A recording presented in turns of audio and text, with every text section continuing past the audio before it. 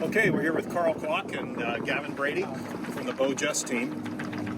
You are the winningest team in ORC championship events this year.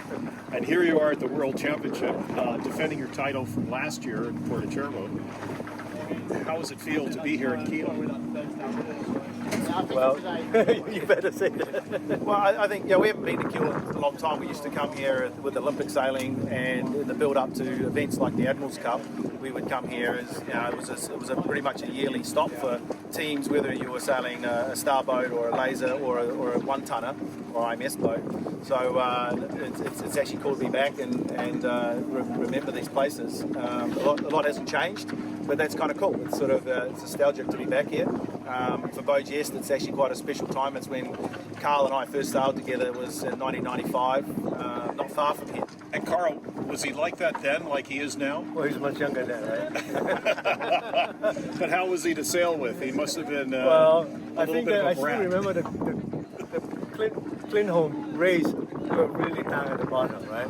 So that was the last day he showed up and we won that race. Doesn't make any difference, but make us feel much Good luck better. charm, Yeah, much better. Awesome.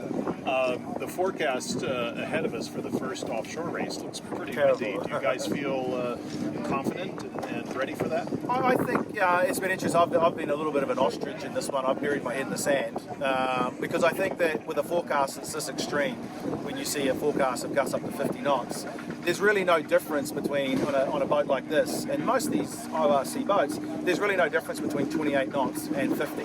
Once we get to 28 knots, we're maxed out. I think in some ways, it's a culture in our sport that maybe the event is more of the coastal world championship than an offshore world championship.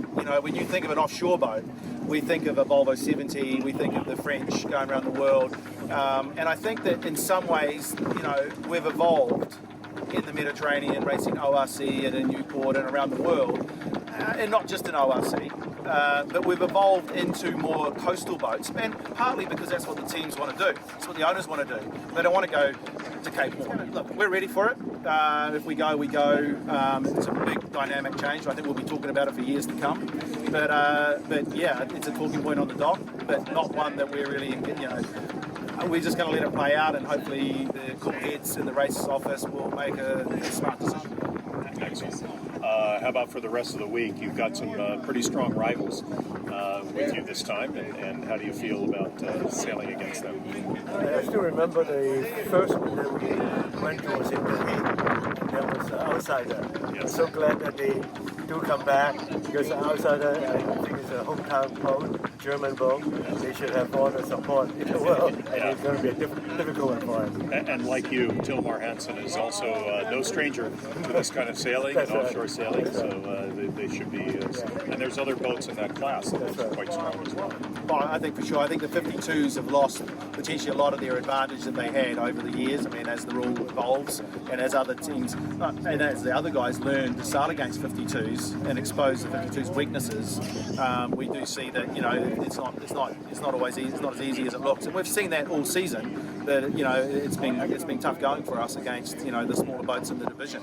Yeah, for sure. I mean, probably the biggest risk is that the 452s slow each other down and let the other guys into the game.